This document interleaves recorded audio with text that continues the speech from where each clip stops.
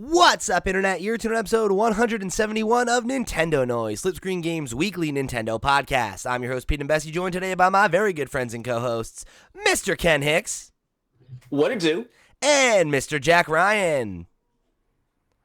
He gave a salute, if you're an audio listener. Oh, right. I got the audio component. It was a strong salute for what it's worth. It was a really strong salute, yeah. But not too strong, not to the point of being problematic. No, not like that. I was gonna say we salute the right flag in this house, but it's not like Nintendo has a flag. It's like I got like a little flag with the Nintendo seal of approval, you know? Right. Off to a strong start. What are we talking about today, Pete? These colors don't run, baby. Oh man! So I am super excited to have the two of you with me today. Like we talked about last week, this is the first time the three of us have done a show together in quite some time, and it's an episode I've been looking forward to. And, this might be the reason why. That's the reason why. Yeah, so we're already off the rails. less than 1 minute into the show, but yeah, we're here to talk about a couple things today. We're going to talk a little bit about the updated Nintendo Switch hardware and software sales. We just got an update earlier today with Nintendo's latest quarterly report. Of course, that they throw out every quarter, and we love to jump into some of that data because there's a couple interesting things here, and there's a question that I want to pose to the two of you. And then, provided we've got the time on the back end, we're going to jump into a conversation we talked around a little bit last week around some of the digging into the 4K upscaling technology that Digital Foundry did on the Switch 2. So there's quite a bit to get into today. So let's not let's not handbrake anymore up at the front here, and let's talk about some of the new numbers that came out today. I think the big one on everybody's mind, right, is that as of December 31st, 2024, the Nintendo Switch has officially hit 150.86 million units sold, making it now the third highest selling console of all time. It is just under 5 million units behind the current best-selling Nintendo console, the Nintendo DS, which is sitting at 154.02 million, and then, of course, just under 10 million units away from the reigning champion, the PlayStation 2, which just had its number updated to 160 a couple months ago, right, when they kind of reconfirmed the final number that the console was able to achieve. So, obviously, this is a big milestone, a big number for them to achieve it all, but I think the question on everybody's mind is, like, where does it top out, right? Like, are we going to see it pass the DS? Are we going to see it pass the PS2? And how likely is that? So I would be shocked if it doesn't. That's all I'll say. I mean, that's what it looks like deservedly to me. So. It's, I think, the most important console of our lifetime, bar none. And I think it's going to get there in like, 3 months. I don't know. But how many years did the PS2 continue to sell units? And I think that's the thing. Like, I've seen a lot of people talking about is, like, can the Nintendo Switch close this gap in what's left of this year, right? Before the Switch 2 comes out and, kills some of its momentum, right? If not totally decimates it. And, a lot of people point to the fact that, like, part of the PlayStation 2's success was that it sold up until the beginning of the PlayStation 4 life cycle, right? They were still selling it in certain regions and everything like that. But, I mean, if Nintendo's forecast is anything to be believed, they cut it by 12% and they still think they're going to sell 11 million units. That might be high, right? Like, they sold about 10 this past year, but, like, it's not crazy, and this is all before they've ever cut the price of the thing. So I feel like the Switch has one big thing working for it, in the sense that with the Switch 2, we know it's backwards compatible. There'll be games that work on the Switch and the Switch 2. If I were to guess, during that first year, with games like, I'm assuming, Metroid Prime and the next Pokemon game, they'll be optimized and perform better on the Switch 2.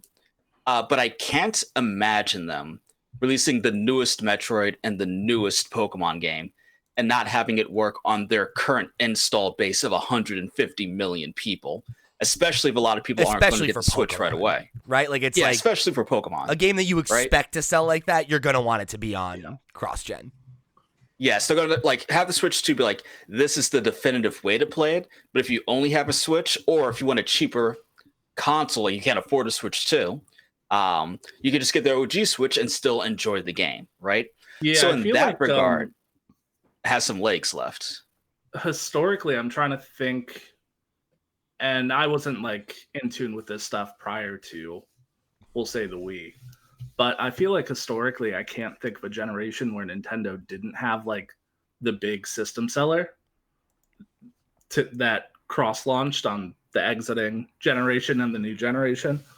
So we had Breath of the Wild that was also available on Wii U. We had Twilight Princess, right? Was, I don't know, the GameCube and the Wii. Released in Japan for the GameCube. Didn't make it to the US. It was actually it was on GameCube in US. Okay. I do remember you could get it. I think I actually bought it on GameCube originally, because I didn't have a Wii at launch. The N64 and the GameCube, I think, was just too much of a technological leap for there to be any cross compatibility there. To your point, though, so as far back as the GameCube, we're still talking about the past 20 years.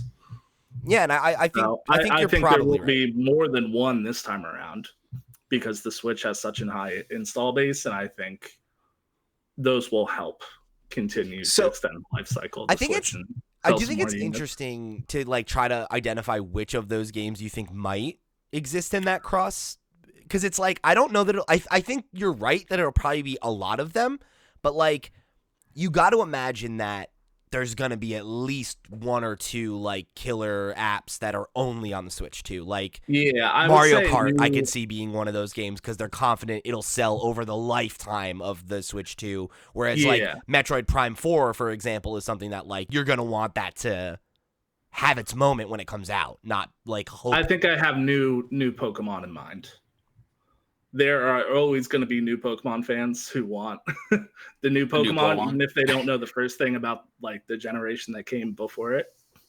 And they're going to look for the cheapest option to play it, or their parents are rather. Especially if you're dealing with a household that has multiple kids, you know what I mean? Mm-hmm. Like that's part of the reason why I thought the Switch Lite, even though it was not for me in any way, shape, or form, was a great option. Like if you have 3 kids and everyone wants their own Switch, like cutting like $50 or $100 off the price tag off the top saves you hundreds of dollars. I gotta say, I looking at their breakdown, I was a little surprised to see how few Switch Lites have sold. Like I'm with you, like in terms of it being a good piece of hardware that they put out, but I'm kind of surprised it didn't end up taking off more than it did. Because the breakdown is that the original Switch has 96 and change million. The Switch Lite was 25 and change million, and the OLED was 29, and that's been out for like several years less than the Switch Lite, and it already has sold 5 million units more. That's kind of crazy. But I guess it speaks to the idea that like for how much less you're like the Switch Lite is cheaper, but it's like for like $50 more you could just have a Switch, right? Why not? Right. But yeah, I did think that was an interesting thing there. So to take it back to the like that 160 milestone, right? Like, how do you guys feel about that 11 million units for the year? Like, does that seem realistic to you or not? I feel it's like very realistic. I think it really comes down to if we get a price cut. For me, is like how many units it sells this year. Because I think if there's any kind of price cut, the idea that it sells another 10, even 15 million units seems like a absolute slam dunk. Whereas if there isn't a price cut, I could see maybe falling short of that number a little bit. And not to say that I don't think it'll eventually hit 160, but like that might be a number that it takes the next 2 or so years as the console winds down, I think my stance on it is I've doubted the continued longevity of this thing the first 6 times. I'm not going to doubt it the 7th. Yeah. Nintendo says they're selling 11 million, then I trust them. What do you think, Ken? Yeah, so off topic, on topic here. So we know that the Switch 2 is backwards compatible with the Switch 1. Do you think that the cartridge sizes are going to be the same? Are they going to be a little bit bigger with the Switch 2? No, I think it's going to be like the DS. Like if you remember, they had the DS cart was like the standard size, and then the 3DS was like basically the same size, but it had that little like lip over the edge so that you couldn't physically put a 3DS cart in a DS. I think you could if you were strong enough. That's true. It is possible. I think you're going to be looking at something like that, where it is like essentially the same footprint, but that it has some small little, like footprint difference, so that you can't put a Switch 2 cart in a Switch 1 and like accidentally like shove it in there and mess something up, or make the mistake that you bought. You thought you were buying a Switch 1 game, you bought a Switch 2 game, you get home, you put it in, and it doesn't turn on, right? You'll obviously catch that it doesn't fit when you can't physically put it in the unit. Yeah. Yeah, and I guess like the point I was getting at there. I don't think they've confirmed whether or not there's going to be like more physical storage on Switch 2 carts.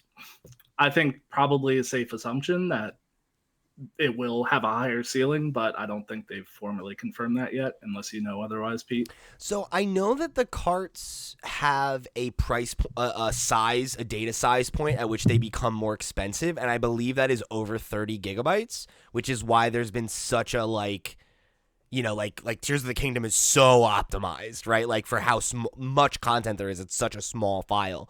So I wouldn't be surprised if we saw more of the like, you buy the game and then you have to download a big percentage of it off of the eShop type situation like you see on the other guys, because I don't think Nintendo is going to want to shell out the additional cost for the higher capacity carts.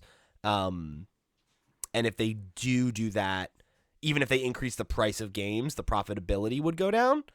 So I'm interested to see how that's going to play out for them, because it could be a thing where like maybe the cost has been driven down over the years or something like that. But my memory is that the reason you don't see more Switch games that are larger like that is because once you hit that 30, whatever the gigabyte limit is, the cost jumps up a lot. And it's why like when they did like the Bayonetta collection, it's like the first game is on the cart and then you download the second one, or maybe it's vice versa. But like you see that a lot where they're just like, oh yeah, like the second, third, whatever games that are in this trilogy are all downloadable, and only one of the games is actually on the cart because they're not willing to shell out for that extra capacity. And like the reason I bring that up, right, is because like we know there are going to be games that, or most likely, historically speaking, going to be games that are going to be on the Switch and the Switch 2, and we touched upon the Switch 2 just being like the definitive version of the game. Are they going to have like two different SKUs in the store, like a Switch 1 and a Switch 2 version of the new Metroid? Yeah. Or is it going to be like you buy Metroid, it'll work on the Switch, it'll just be better on the Switch 2?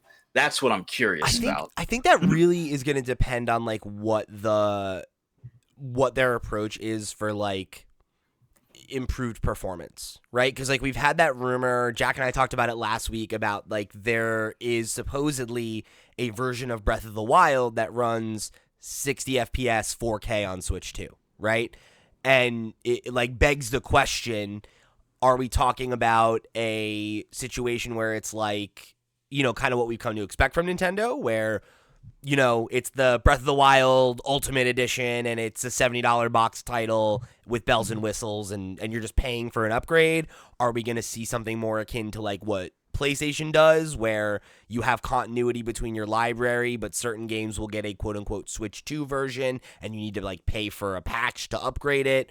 Or are we going to have like an Xbox style solution where there's like smart delivery, and kind of just like part of the value proposition for you as a Switch user to jump over to the Switch 2 is that all of your library carries right over, and just from the fact that you're playing it on Switch 2, it is more performant, right? Like, and I think which of those three solutions they decide to move forward with totally dictates the answer to your question. Is like, is there a unique SKU, or is it like something like Elden Ring, right? Where it's like the Xbox version of Elden Ring is the Xbox One version, and when you play it on Series X, it runs like it's a modern game because that's what the hardware is capable of. Or are we going to have two different versions, and maybe there's like not total feature parity, right? Where it's like, oh, like on Switch 2, it's capable of 60 FPS, but on Switch, it's locked 30. Or like there's this game mode or this extra DLC, like content, like, post-game thing that you can only do on Switch 2. Like, I think that's going to totally come down to whether or not their solution for upgrades is a software solution or a hardware solution. And to tie that back to the hardware sales, right? If any version of this game that I get is just going to be optimized for the Switch 2, then I might just be like, okay, doesn't matter if I get the Switch 1 or the Switch 2, eventually when I upgrade, I'll just be able to play the better version of that game.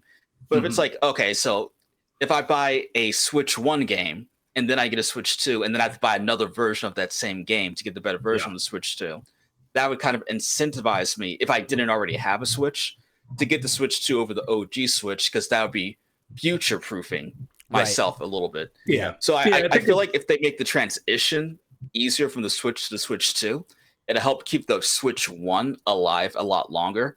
But if they say, like, hey, you have to buy the game for either the Switch or the Switch 2, if you buy it for the Switch, it'll work for the 2, but you'll have to buy the game again if you want the additional features.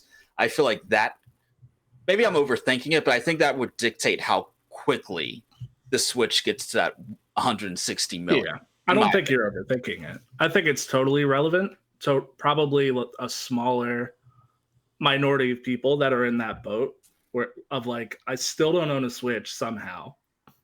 I heard the Switch 2 is coming out. Maybe I'll grab a Switch 1 for a really cheap price at the end of its life cycle, since I know that my games will carry over and be optimized for Switch 2. I think there's definitely some of those people. I'm just not sure how big that group is. It's funny you mentioned that, because I was literally at GameStop with my friend yesterday. He has a PlayStation 5, but he doesn't have a Switch. And he was thinking about getting a Switch, and the GameStop employee told him not to buy a Switch. He was like, don't do it. Yeah. No, the Switch 2 is coming out in like a couple of months, dude. Don't do it. At the very least, don't buy one like this week. Yeah, like if you waited 7 years. Yeah. Yeah, if you waited 7 years, you should wait the next like 2 to 3 months. Like either way, like it's you made it this far. But he really wanted to play Dave the Diver on the go. Interesting. Buy a Steam Deck. Interesting reason to buy a Switch in 2025. Yeah, that is power to that friend. That is certainly a choice. It's funny to me because like I don't know. I guess you see this with like every console, but I feel like that mentality has felt so prevalent to me in the Switch generation, where it's like I feel like every year there's been a person, whether it's like a friend or someone writing into the podcast or something, where it's like, is it too late for me to buy a Switch? And it's like it's like, I swear to God, the people that like you either buy it at launch, or you're like just a normal person and you're just like, oh, I get it whenever it was Christmas and I had money or whatever. But it's like, there is that person who's like trying to min-max, where it's like, have I hit the point where now it makes sense to buy it when it's cheap and I can play all the stuff that I missed? Yeah. Or should I wait until the next generation? It's like, I don't know, man. Just buy one. It's never permanently too late to buy a Switch 1. No. It is only temporarily too late to buy a Switch 1. And right now, it is temporarily too late for anyone listening. Do not go. Yeah, don't. Now just wait. Purchase an MSRP Nintendo. But here's my thing, though. Also, if you're gonna wait, you better buy a Switch 2 at launch. Otherwise, you just played yourself for an entire generation. What are we doing here? You know? Well, let's be real. If you can get one at launch, do not play scalping prices. Don't do it. Like I can see it coming a mile away. I mean, we'll see, right? Like, obviously, Nintendo gave absolutely zero details, but they said in their report today, they're like, we're like very much have a solution in mind for scalpers. We're trying to head it off, and that's all we got. But I mean, it's gonna be a raffle on the Nintendo website. I don't know. It's gonna be interesting to me because I think, like, obviously we've seen like PlayStation and Xbox take more agency in selling their stuff directly the last couple of years, and I think that worked really well for reducing scalping. And we also have that rumor that Nintendo has produced like in the neighborhood of like 20 million units that they've been sitting on since last year, so that there won't be so that like the supply and demand isn't an issue, right? And I think that if they have that many available and you can just go out and get one, then like, yeah, I mean, I think that's the best way to address scalping, right? It's like, why would I buy a scalped one if I can go get one at a store? And if there's 20 million units available, I mean, the idea of them selling out, I mean, if that happens, it'll be the fastest selling console of all time by a pretty serious margin. So yeah, I just looked it up. The Switch 1 sold 13.12 million in Right. the first year. Mhm. So if they're sitting on 20 million, then like that would actually be impressive. I wouldn't even be Yeah. mad. And that's the word, right? And like we know that the console, we know reports say that the console was supposed to come out last year, and that part of the reason of the delay was wanting to shore up the software lineup so that there was like consistently attractive, high quality Switch 2 games, and so that they would have enough units to meet demand. So, yeah, I mean, like, I guess we'll see, but it is interesting to me to think that they think that they're going to sell 11 million Switches and then in the neighborhood of 20 million Switch 2s in the same year is like, that feels That's a little bullish, but Yeah. that's kind of been their thing. Like I feel like since 2022, they've like been a little optimistic in their forecasts, and then they've kind of like reduced it by in the neighborhood of 10%. But like, which I think for any other company, you'd be like, oh, that's probably not good. But when you think they're sitting on like billions and billions and billions of dollars, Yeah. it's like, they're fine. Like it's frankly insane to me that they've never dropped the price of the Switch. Like that's a trump card they still have to play. You know, like they can easily like they could do that this summer and like I don't know, like cut it down to 200 or like 150, and it's like I bet you they'll sell another 10 million easy, quick. So, like, question, like, or possibility. I've heard rumors of the Switch 2 costing anywhere between $380 to $450. I'm not sure how true it is. I'm leaning closer to the 400 mark. But if they launch the Switch 2 at $400, and the Switch 2 and the Switch 1 have a lot of the same games, just better on the Switch 2, do you see a scenario where they don't decrease the price of the Switch 1 and the Switch 2 is just more money? Adjusted for inflation and things like that. So I think that that's something that could happen. Like I think in a different like, I think if you shuffle the pieces on this board, that's something that I could see happening. But I don't think it makes. Here's my thing: is it possible? Yes. Do I think it makes sense? No. And I think the reason why is the Switch has been like since launch. Right? They have been selling it at a profit, right? Like they make, I think $50 or something like that every time you buy a Nintendo Switch. So like the profit margin on the Nintendo Switch is insane because people buy a lot of software on it, right? And most hardware, the business model is we sell you the hardware at a slight loss, and then the first time you buy a game, we achieve profitability. And then every single game you buy after that, we achieve profitability, right? Is all profit, right?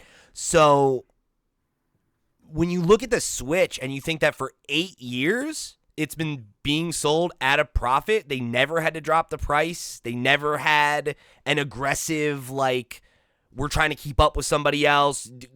Demand has dwindled, right? Like you think about in 2020, I think that was the highest demand the console had seen, and that was several years into the life cycle already, right? And it's like it's kind of unprecedented how successful and how popular the Switch is. And you know, I think when you consider the fact that we're comparing it to the PlayStation 2, which sold that number over the course of not just its life cycle, but the entirety of the PlayStation 3's life cycle as well, the Nintendo Switch has already sold way more units in its life cycle than the PlayStation 2. So I think when you think about it like that, it's like, could they keep it at the same price point? Probably. Because I think at $350, at $400, that's still not a bad deal. It's still $100 cheaper than the other guys. It's still, I think, an attractive price point at a time when, you know, inflation is driving the cost of everything up. Like, I don't think that gives you sticker shock at $400. But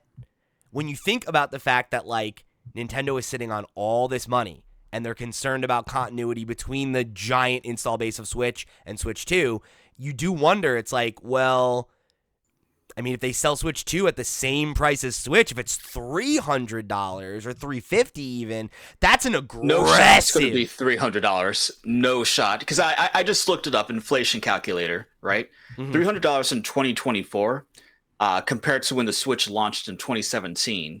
In today's money, that's about $234.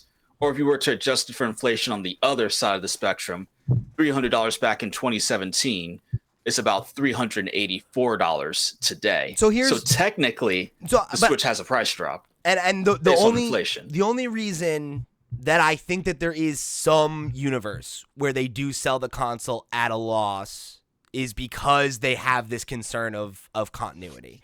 And if they can attract you being like, hey, the Nintendo Switch 2's out, you've been waiting for it, it's like very close in price to what you paid for the original a couple years ago, but it's bigger, better, badder, all your games come over, we have smart delivery, like that I think becomes a very attractive offer for somebody who already has a Switch and is considering the upgrade, right? Whereas like if it is, well, it's $400 and all the games that are out on it are also out on the last gen console and you don't need to upgrade, like that's disincentivizing an upgrade and we know that that's not what they want. So again, I'm not saying that I think that's what's going to happen. I'm saying that particularly if the cost of AAA boxed games is going to be $70 for them, I mean, if you sell it at $300, which I don't think is realistic, or at least not like on the nose 300. It could be somewhere in the middle, right? Like I predicted that I think it's going to be $300, but I think that the way that they like bridge that is the pack-ins, and it's like it's $300 for just the unit, but if you buy it with Mario Kart 9 bundled, then it's actually closer to 400, and you know, it's like I think that's how you make something like that work, right? Is like, and you got to remember they're sitting on so much money. Like they have literally enough money in the bank that they could not release a game for like a decade and not fire anybody, and they'd still have money to pay everybody for a couple years, right? So it's like, you might be right, I might be being too bullish, but I think when you start thinking about like, okay, if we know that you're going to buy the console for $300 and buy a game, and actually it costs us $400 to make one, then like profitability comes after the second game sold, and we know that software sales on the Switch are really good, right? So I don't know. Yeah. Maybe I am thinking in too old a framework, but I think that $300 makes a lot more sense to me than $400 or $400+. I definitely don't think it's over $400. I'll be surprised if it's over $400. You see, like now that I'm putting things in perspective, right? The Switch has been out for 7 going on 8 years at this point, right? Yeah. Like there are people who weren't born when the Switch came out, whose parents are now looking at getting them their first video game console. Mm-hmm. So like if you think about it that way, and like Pokemon and everything else coming out, and if the parents are like, oh, like this kid's 8 years old, they want to play the new Pokemon, let me get them the Switch Lite. That's what's going to keep the old Switch alive.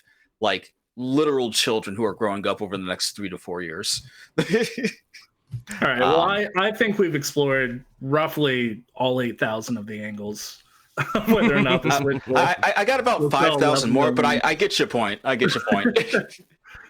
Pete, what else do we have on the dock? So I think one thing I also wanted to just check in real quick here was the first party sales, because I think despite the fact that there was kind of, you know, the feeling that last year was a little slow, you did see quite a few games in that like million plus seller category, and some of the new games did surprisingly well. Mario Party Jamboree is now the fastest selling Mario Party. It's already like on its arc towards being one of the better selling ones overall, which is really great. It's done better than the other two that have come out on Switch already. So yeah, really great launch for that game. Did really well. Zelda Echoes of Wisdom got to 3.91 million, which is great for like a new, you know, spin-off franchise. And then you saw, you know, a bunch of the like the old stalwarts continuing to sell insane amounts of numbers, right? Like Mario Kart 8 Deluxe hit 67.35 million units. Mario Brothers Wonder crossed 15. Pokemon Scarlet and Violet hit 26. Animal Crossing New Horizons is at 47 million, means it's actually only a couple 100,000 behind Pokemon Red and Blue now. So it's like on track to be one of the best selling Nintendo games of all time, which is huge. Yeah, so I mean, you know, I think even on a slow year, like they're raking it in, man, you know? Still chugging. Still chugging. All right, so let's get into the Digital Foundry report here on upscaling, because this was something that Jack and I talked a little bit about last week, and we got a comment from Coffee Break Racing over on YouTube that I wanted to reference and then dig into the reporting a little bit more. So Coffee Break wrote in and said, according to Digital Foundry, after analyzing the motherboard and chipset of the Switch 2, they came to the conclusion that the power of the Switch 2 is nowhere near that of a PS4 Pro. According to them, the Switch 2 will be more comparable to a PS4 Slim or Xbox One. It will have, however, a more modern architecture chipset and the DLSS, and maybe it will be able to punch above its weight because of those features. So that was something we were talking about a little bit last week. This has been kind of an ongoing story for a while now, right? That we know that NVIDIA has this custom chipset for Nintendo Switch 2, that there is, some ability to kind of take advantage of this DLSSR feature that, can do all these different kinds of things that basically boil down to improving the output of the device, being able to, kind of have hit these higher graphical benchmarks, even though it's a less powerful machine, right? Is kind of the Reader's Digest version of what we know that's been spoken about. And Digital Foundry took a little bit of a deep dive because there was a patent that came out at the beginning of January. This was when we were on our break for the year, and it gets into a lot of the kind of nitty gritty of how some of this works, and it's a pretty interesting patent because, like many of Nintendo's patents, it's pretty wide-reaching, and it talks about some things that feel like they could be talking about the Nintendo Switch 2, and some things that feel like they might be talking about the Nintendo Switch 3. And I think that is where it gets a little interesting. It's kind of, I guess, sifting through what of this feels like it could actually be something that we're benefiting from by the end of this year, and what of it is speculative. So the one thing with Nintendo is that they know how to do more with less, right? You mentioned it earlier, how much stuff they packed into Breath of the Wild or Tears of the Kingdom and things like that. And that is what makes Nintendo such an impressive developer, all their entire teams, all their teams, right? So them having a console at this stage, less powerful than a PS4 Pro, but optimized to the point that it can still perform 30 or 60 frames per second in 4K, that makes sense, especially with the evolution of AI over the last several years. Which, when it comes to generative AI, not a fan. When it comes to things like AI upscaling and things like this computing, that's the juice right there. This is the kind of stuff AI is good at. Yeah, exactly. This is what a handheld PS4 Slim is incredible. Yeah, Styles right. Would be having a coma if you told him he was going to get a handheld PS4 Slim. So people need to calm down about that, number one. Number two, Nintendo knows their hardware to death and does, frankly, magical things with it. They are truly one of the developers that 30 years into this hobby still blows me away what they are able to do with their own machinery, because they know it so well. So much more than any other developer could achieve on their hardware. I forget the point I was going with that, but you got so fired up. You're like, a PS4 Pro in the palm of my hands. Yeah, I know. Well, it's a PS4 Slim that do that today. I understand. It's incredible. It's a great time to be alive. Stop complaining. Hey, listen, I'm not complaining, but how does the Switch 2, if it's on par with a base PS4, compare to the Steam Deck? Because before, when the Switch came out, it was the first thing to do what it did, right? Mm-hmm. But since then, we've got the Steam Deck and a lot of other high-end portable gaming devices, dedicated gaming devices like that. Mm-hmm. So it's coming into stiffer competition. At the end of the day, Nintendo will always lean on its franchises that have built up over past 100 years, and that will always give it a certain edge over different things. But now we have a more direct apples to apples comparison, when before you couldn't really compare the Switch to the PS4 or the Switch to the PS5. Else. Yeah, Pete. I don't know if you're looking it up right now, but yeah, I'm curious as well where it stacks up against the Steam Deck. But at the same time, I do kind of think it's a little apples to oranges because of that upscaling. Just because I trust Nintendo so wholeheartedly to do things that they have no business doing with whatever technology they implement on their console. I just think they're going to make the absolute most of it and make things look incredible regardless of what specs are in there. Yeah, you know, I believe you. You bought a Wii U, so yeah, I've got some credibility. So I do think that that's an interesting question, and it's one that I have been kind of chewing on a little bit. We did an episode on the Steam Deck podcast, not last week, but the week prior, I think was the one, which was like, is the Nintendo Switch 2, does it represent a threat to the Steam Deck, right? And I think that how it'll compare is interesting because I think that, like, at the end of the day, right, like, they have such different use cases that, like, whatever, right? Like, they have different, what you can get out of them maximally is going to be different. That's fine. I think when you're just trying to, like, pound for pound compare power, I think a lot of that is going to come down to what this, if you're not familiar, because it's something we've talked about a lot in the past, but I do want to just give a quick primer. DLSS is deep learning super sampling, that's like NVIDIA's proprietary version of this AI upscaling. There are a bunch of different manufacturers that have their own kind of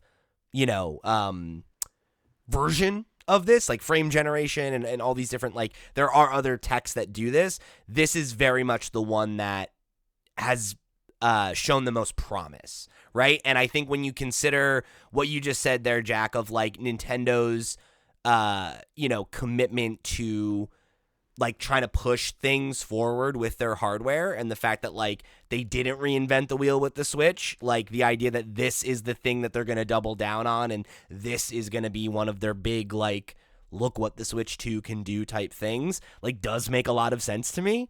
And I think that,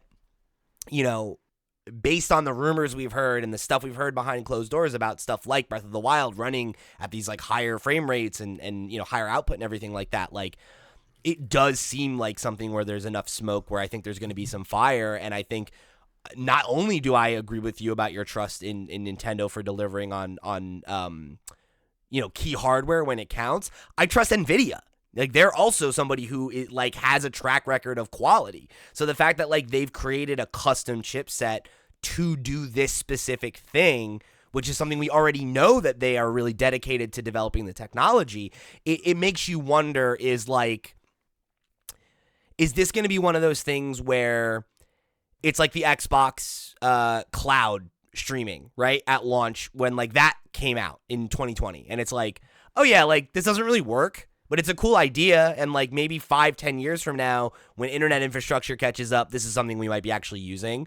Or is this going to be like it was when we picked up a Switch for the first time and you're like, holy shit, it just works? Like, and I think that is going to be the deciding factor for, like, to borrow from Coffee Break Racing's comment, like whether or not it's really able to like punch above its weight class, is like, will, DLSS enable them to keep pace with something like the PlayStation 5 or the Xbox, or is it just going to be better than the Nintendo Switch?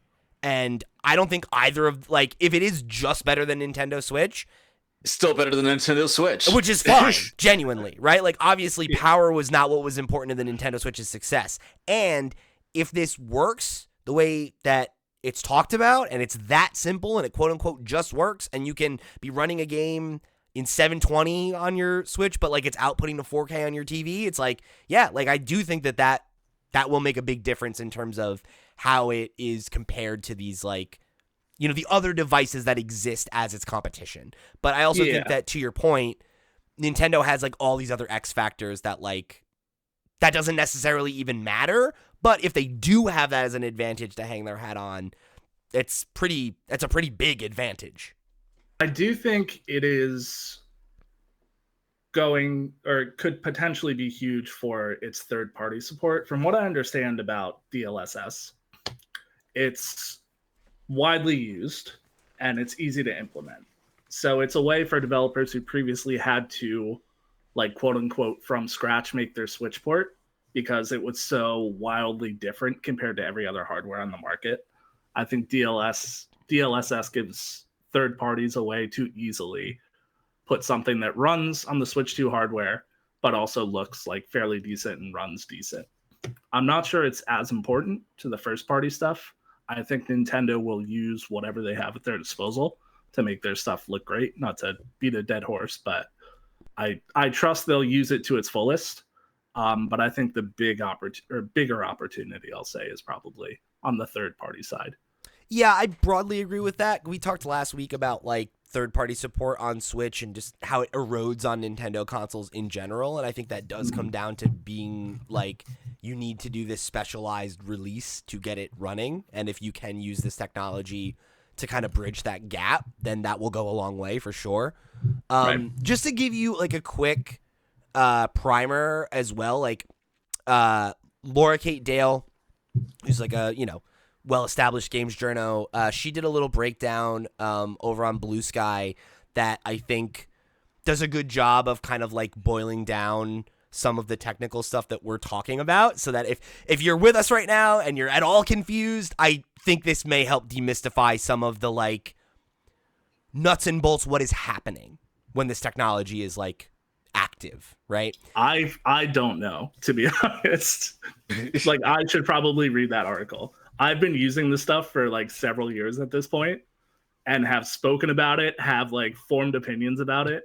I don't know how it works. It's incredible. I'm going to read that article. Thank you for the recommendation. Of course. Yeah. It's like, it's one of those things where like, I think I understand how it works, but I think I understand how it works because somebody smarter than me has explained it to me. And it's like, well, I hope that they know how it works because I know it makes the graphics gooder. It does make them gooder. It's the how that trips me up a bit. So here's how Laura broke it down, and I think this is like a good demystification of the technology.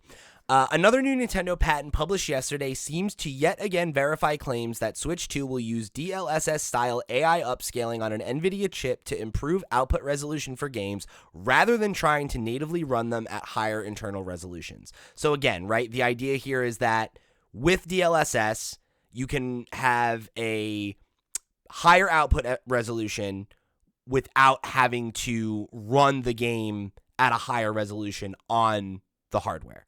Right? You're going to be running it at a certain resolution, and then AI upscaling will bring it to the resolution that you're actually seeing on the display.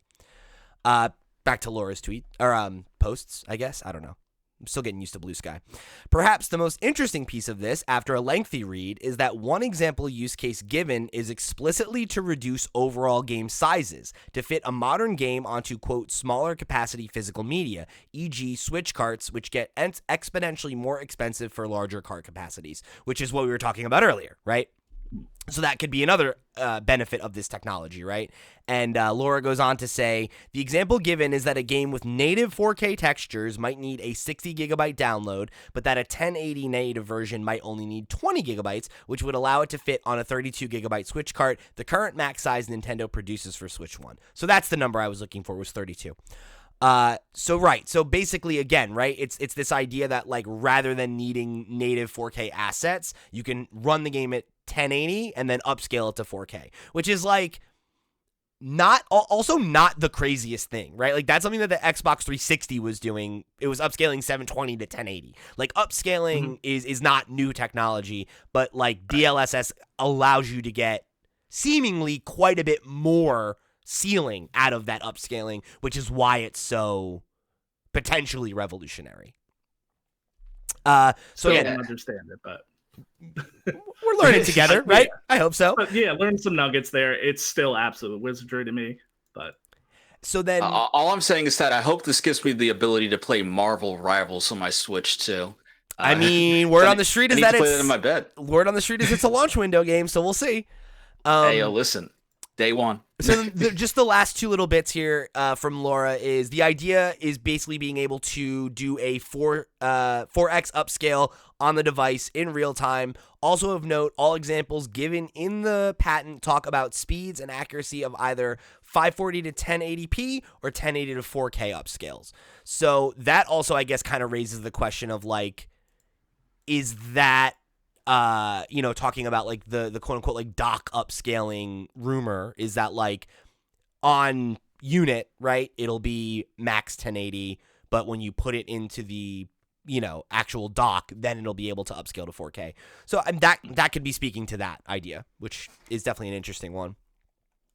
I'm curious if the whole thing said you want it to run better and docked because you want the 4K and the 60 frames in 4K. Why doesn't Nintendo just put additional technology in the dock itself? Like give the dock almost like a mini additional processor to work alongside the Switch. Yeah, there's been conversation of that for graphics, because like that is something you can do with Steam Deck and like other handheld PCs. Is add an external. They're called eGPUs, external GPUs, and you can do that. And yeah, I mean, my thought is that you probably don't do that because it drives up the cost of the dock. And in most other countries, the dock was sold in a different way. Like America was, I think, the only region where you could buy a dock on its own rather than as an accessory. So I'm wondering if that's part of the thought there, is that like if you're wanting to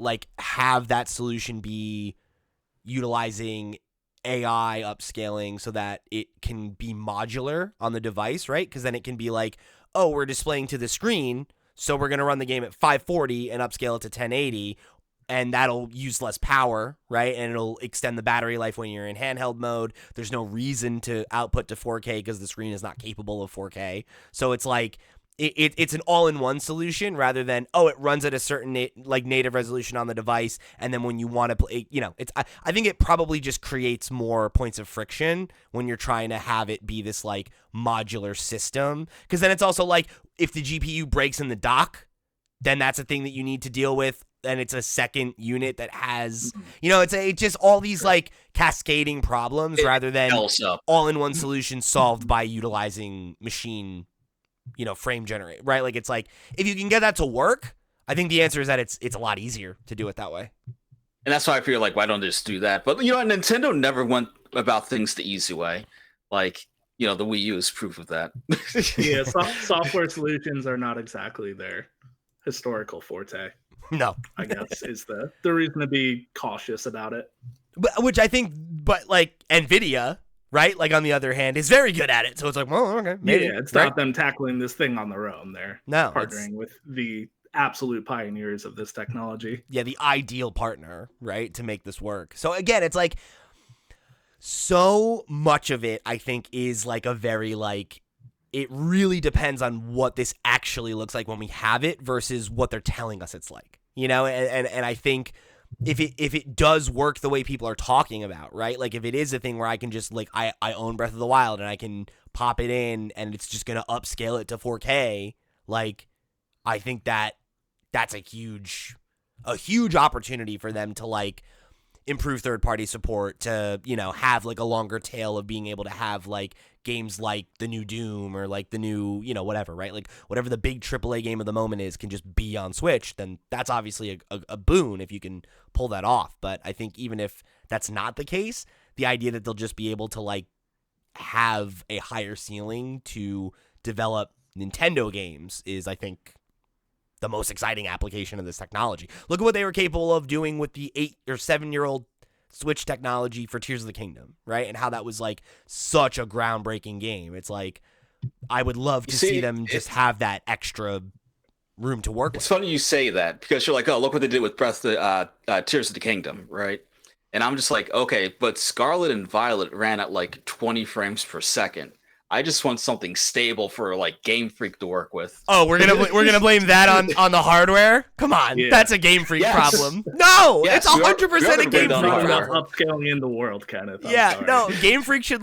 Okay, no, I'm not even gonna throw shade at Game Freak. The Pokemon Company should give them more than fucking 18 months to make a game because it takes more than 18 months to design, develop, and fucking test a game.